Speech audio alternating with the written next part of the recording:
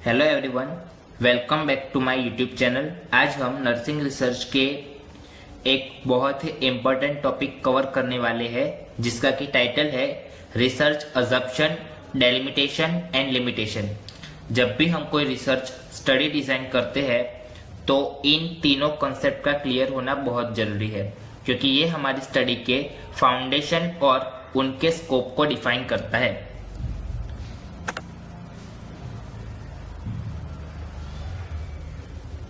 Types of assumption. First कौन सा type आता है? तो क्या आता है? Universal assumption. अब belief assumed to be true larger part of society, and second point है testing of such assumption is not always possible। मतलब ये ऐसी बिलीफ या स्टेटमेंट होती है जिसे सोसाइटी का एक बहुत बड़ा हिस्सा माना जाता है कि किसी प्रूफ के बेसिस पे हम सच मानते हैं, क्योंकि ये यूनिवर्सली एक्सेप्टेड फैक्ट होता है। इसलिए इसका जो इंपेरिकल डेटा के साथ टेस्टिंग करने का हमेशा पॉसिबल नहीं होता। मतलब इसका टेस्टिंग हमेशा करना पॉसिबल नहीं होता।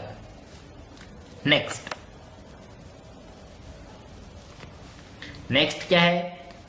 तो अजम्पशन बेस्ड ऑन थ्योरी।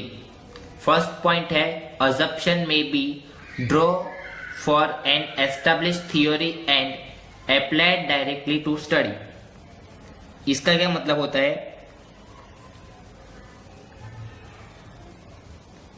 जब हम पहले से ही बनी किसी एस्टेब्लिश्ड थ्योरी या कंसेप्चुअल मॉडल, उसके अजम्पशन लेते हैं और उन्हें अपनी करंट स्टडी में डायरेक्टली अप्लाइड करते हैं।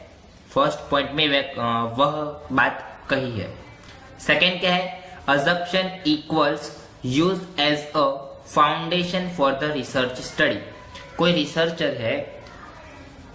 रिसर्चर किसी सब्जेक्ट पर या पीडियाट्रिक, मेंटल, एमएचएन, गायनेक किसी एक सब्जेक्ट पर रिसर्च कर रहा है, तो उस स्टडी के दौरान वो किसी टॉपिक पर फाउंडेशन यानी उसका बेस शोध रहा है या उसके टॉपिक की डिटेल्स निकल रहा है, तो वो भी एक टाइप के अजम्पशन में आएंगी। लेकिन मोस्टली देखा जाए तो अजम्पशन एक तरह से मेंटल हेल्थ में सबसे ज्यादा आता है। यानी आप मेंटल हेल्थ की रिसर्च कर रहे हो तो मोस्टली आपको उसमें हाइपोथेसिस की जगह अजम्पशन देखने को मिलेगा। नेक्स्ट क्या है? A research who is studying the response of a group of people population to retirement may assume it is stressful based on Ross adaptation model। इसका क्या मतलब होता है? अगर कोई रिसर्चर किसी पॉपुलेशन पर रिटायरमेंट के रिस्पॉन्स को स्टडी कर रहा है, तो वो रॉस अडेप्शन मॉडल के बेसिस पर यह पहले से मान सकता है कि रिटायरमेंट एक स्ट्रेसफुल फेज होता है, क्योंकि ये थियोरी नहीं कहती है। इसलिए हम अगर ये थियोरी भी बोलती है तो हम इसे बिना किसी प्रूफ के सच मान लेते हैं।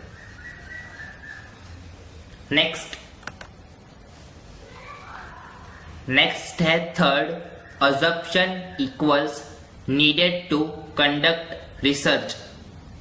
That is people in urban cities have higher risk of lung cancer than those in rural areas। इसका मतलब होता है कि जो assumption needs to conduct research, यानी हमने यहाँ पे एक अर्बन सिटीज का एरिया लिया है और दूसरा हमने रूरल एरियाज लिया है। अर्बन सिटीज यानी शहर का एरिया और रूरल यानी गांव का एरिया। अब देखा जाए तो सबसे ज्यादा रिस्क लंग कैंसर का किस जगह होगा? तो वो होगा अर्बन सिटीज में, ओके, एज कंपेयर रूरल में। यानी रूरल में होगा लेकिन बहुत कम होगा, और अर्बन में देखा जाए तो अर्बन सिटीज में ज्यादा होगा। Next, warrant assumption. These are stated with evidence that support can be verified easy। अब वारंट अजम्पशन का क्या मतलब होता है? तो ये एविडेंस और सबूतों के आधार पर इजीली वेरीफाई होता है। नेक्स्ट, नेक्स्ट है unwarranted assumption started without evidence supporting, मतलब जो अनवारंटेड होता है वो बिना सपोर्ट मतलब बिना किसी प्रूफ के मान लिया जाता है। और अगर देखा जाए तो ये स्पिरिचुअल में और मेंटल हेल्थ के रिसर्च सेंटर या मेंटल हेल्थ रिसर्च के बेसिस में माना जाता है। It can not be verified, spiritual can not be verified by research. Next, difference between hypothesis versus assumption. Okay, so एक तरफ है हाइपोथेसिस और दूसरी तरफ है अजप्शन। अब हमें यहाँ पे ये डिफाइन करना है कि हाइपोथेसिस में कौन सी बात आती है और अजप्शन में कौन सी बात आती है। ओके,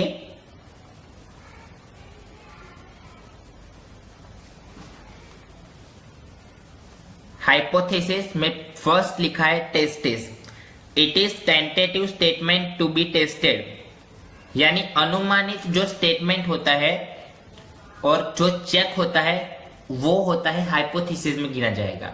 सेकेंड क्या लिखा है, informed, based on prior knowledge, जो भी हम रिसर्च कर रहे हैं उसकी जो प्रायोरिटी यानी प्राइमरी जो इंफॉर्मेशन मिलती है या नॉलेज मिलती है उसके ROL के बेसिस पे जो हम रिसर्च के अंदर लिखते हैं ROL, वही हाइपोथेसिस में भी आता है। तो फर्स्ट आएगा टेस्ट, उसके बाद आएगा इन्फॉर्म्ड या इंफॉर्मेशन, और अब आता है थर्ड डिस्कवरी।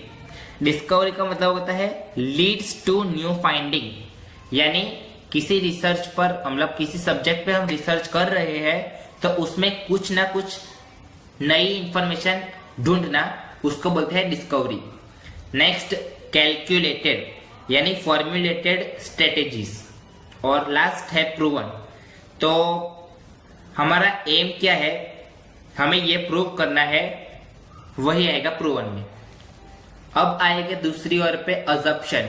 तो अजप्शन में फर्स्ट क्या है, acceptance, taken for granted as true, जो सच है वो अजप्शन में गिना जाएगा। अज्यूम्ड, प्रीसपोज्ड विदाउट प्रूफ, यानी बिना एविडेंस के जो माना जाता है वो भी अज्यूम में आया माना जाएगा।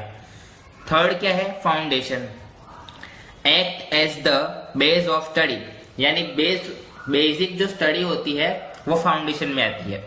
नेक्स्ट, हाई या तो हाईली प्रोबेबल, तो consider highly likely to be a true, जो सच्ची इंफॉर्मेशन मिलती है जिसपे हम रिसर्च कर ले वो हाईली प्रोबेबली यानी मानी जाने वाली वो हाईली असम्पशन की पार्ट में आएगी। लास्ट क्या है, एक्सेप्टेंस। तो एक्सेप्टेंस या एक्सेप्टेड यूनिवर्सली और कंसेप्चुअल नॉलेज में आता है। नेक्स्ट क्या है, common assumption to consider research. The participant will answer the question honestly, जो पार्टिसिपेट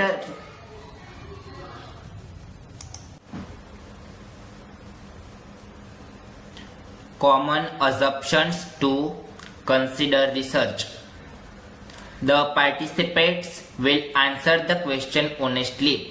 मतलब जब हम किसी टॉपिक पर रिसर्च करते हैं और हम नर्सिंग रिसर्च डिजाइन में answer the question design select करते हैं तो हमें ऑनेस्टली जो क्वेश्चन है उसके आंसर लेने पड़ते हैं। सेकेंड, पार्टिसिपेंट्स हैव एक्सपीरियंस, यानी जो पार्टिसिपेंट्स है उनके पास अनुभव होना चाहिए। Participants are interesting in participate in the research, यानी जो भी पार्टिसिपेट होता है उनका इंटरेस्ट इस रिसर्च में होना चाहिए। Measurement tools will be accurate in measuring phenomena, यानी जो मेजरमेंट के जो टूल होते हैं वो एक्यूरेट होने चाहिए मेजरिंग फिनोमिना के बेसिस पे। नेक्स्ट है हाइपोथेटिकल यूनिवर्सल, और उसके बाद आएगा expert share a common interpretation of construct under observation and reach to an agreement, यानी जो भी एक्सपर्ट है उनको अपना कॉमन जो इंटरप्रिटेशन है वो शेयर करना चाहिए, कॉन्ट्रैक्ट अंडर ऑब्जर्वेशन देख के और reach to an agreement. Professional nursing contest involve the core element of caring, यानी जो प्रोफेशनल नर्सिंग कंटेंट जो इंस्ट्रूमेंट इन्वॉल्व होते हैं वो मोस्टली जो पेशेंट के एलिमेंट्स यानी जो उनकी पेशेंट की केयरिंग में यूज होते हैं, ये एफओएन की रिसर्च में यूज होता है। Next, hypothetical testing equals to statistical consideration, और लास्ट पॉइंट है the therapeutic relationship remains fundamental of nursing practice, यानी जो थेरापेटिक रिलेशनशिप है वो नर्सिंग प्रैक्टिस के बेसिक नॉलेज में बदल चुका है, मतलब नाम बदल चुका गया है। नेक्स्ट है रिसर्च डेलिमिनेशन एंड लिमिटेशन। फर्स्ट हम स्टडी करेंगे व्हाट इज डेलिमिनेशन। तो फर्स्ट पॉइंट है control setup by the researcher on purpose, यानी जो रिसर्च है, रिसर्चर जो भी होगा वो उसके हेतु पे स्टडी करेगा। Purpose is equals narrow the scope to make the study manageable, यानी स्कोप ऑफ स्टडी को मैनेज करेगा। Third, focus area choices about specific variables population और क्लिनिक एरिया, यानी फोकस हम कहां पे करेंगे, तो हम स्पेसिफिकली वेरिएबल्स पे करेंगे। किस तरह के लोग हैं, एक पीपल का ग्रुप, मतलब एक पीपल है, पीपल का ग्रुप है, पॉपुलेशन है, अर्बन एरिया है, सिटी एरिया है, वो देखेंगे और क्लिनिकल एरिया पर फोकस करेंगे।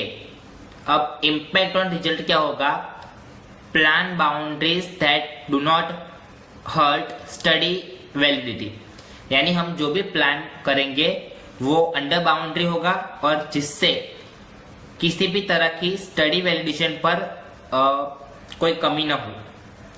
अब डेलिमिनेशन का बेस्ट एग्जांपल क्या होगा, स्टडिंग ओनली आईसीयू नर्स।